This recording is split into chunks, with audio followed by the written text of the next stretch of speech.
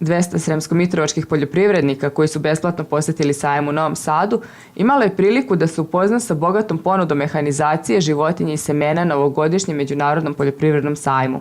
Neki od njih su bili i zainteresovani za kupovinu traktora. Većina poljoprivrednika sada čeka da budu neki povoljniji krediti koji su najavljeni i da bude neki povraćaj za istu tu mehanizaciju koju smo gledali.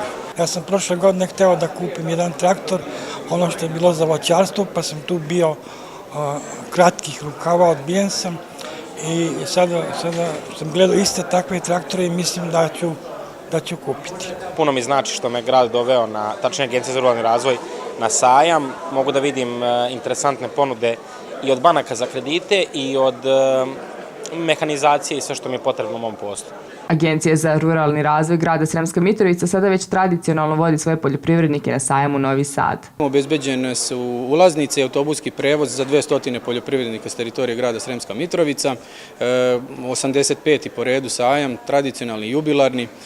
Radi se svakako o najvećem agrobiznis događaju u našoj zemlji i u regionu, svakako jednom od najvećih u celoj centralnoj i južnoistočnoj Evropi.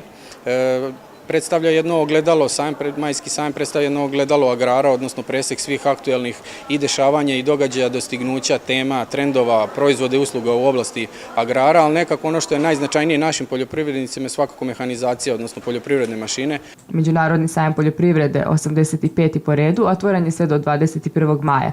Na sajmu nastupa 1500 izlagača iz 30 zemalja, a predstavljeni su i proizvodi i usluge u oblasti poljoprivrede iz 60 zemalja.